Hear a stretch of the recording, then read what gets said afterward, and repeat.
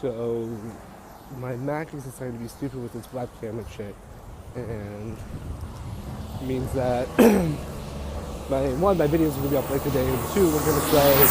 Let's see if Eddie can record in public. Play this game. Eddie is going to record in public. We're gonna see how many short clips it becomes. Because as people walk by, I stop recording because they think you're crazy.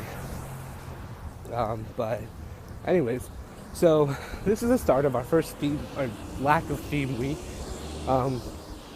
which is, I guess, good because now you guys will see more of like me and what I do rather than like, oh, this I plan discussing this and stuff.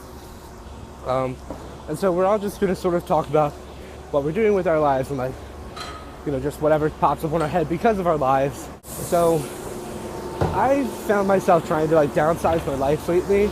I mean, part of it is honestly just because I really need to sort of figure out what I'm applying to go to next year. If I'm staying here, if I'm going somewhere else for my PhD, etc., etc., etc. Here comes a person, I'll be back. However, what this means at the same time is that I also in a way sort of need to, I think, downsize languages. And I think this is something that polyglots, well, I can't talk with gum in my mouth and walk, Lord. I think this is something that polyglots in general tend to have an issue with, is we always want to hop on a new language, like, oh my god, that's so cool, like, let's do that one, and let's do that one, and oh, you speak that? Yeah, I'd love to study that. And it just sort of becomes this almost like fetishization of languages, and it's always like the new one, it's like, oh, let's do it. And I mean, in one sense, this can be good. I mean, in the past 9 years of my life, I've messed around with over 40 languages, which is awesome. It's a great experience, and it teaches you a lot about language in general, but at the same time, what has come of that? I mean, in 9 years, I'm only fluent in 3. I mean, that's not bad, but still, like, I mean, like, you understand what I'm saying?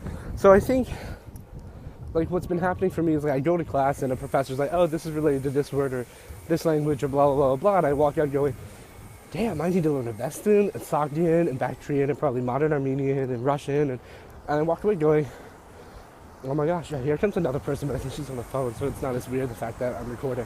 But, so I think in my personal life, I sort of need to start, like, cutting back on the languages that I'm doing, and sort of maybe focus a little bit more.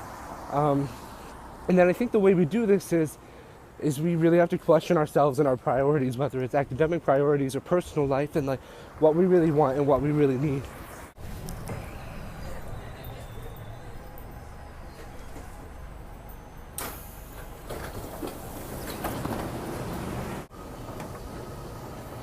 Okay, so I'm on campus, but not 100% sure of how comfortable I am about recording. It's like, here are thousands of your peers.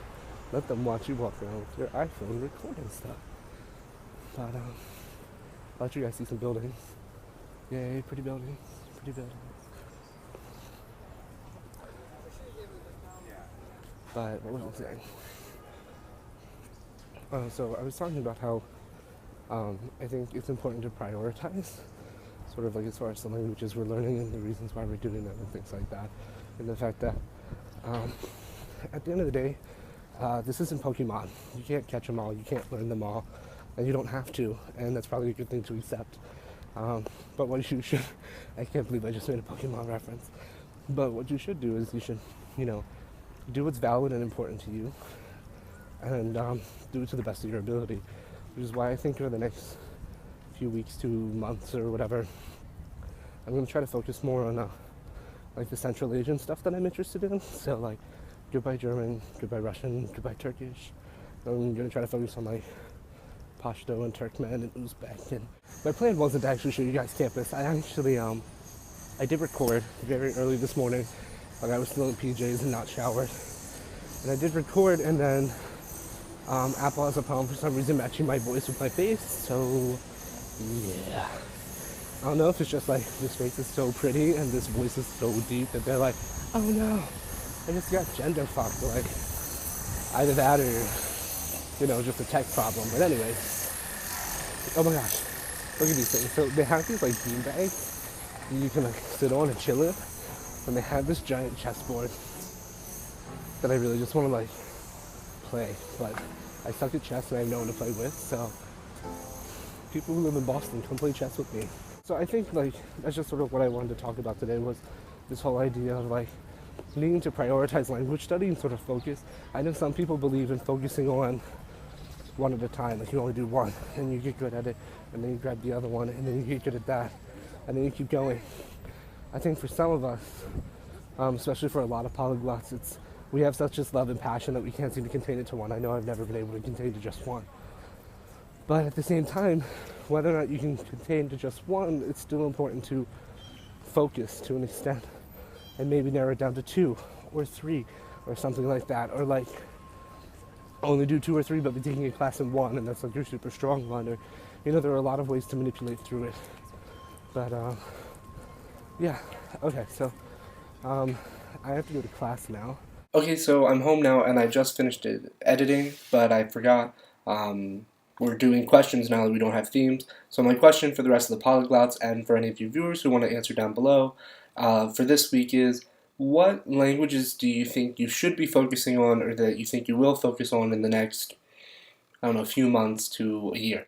Yeah, hopefully you guys haven't hated this too much, this whole like me walking around with my camera on my phone thing, but this is what happens when your computer breaks.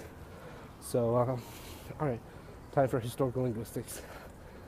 Bye.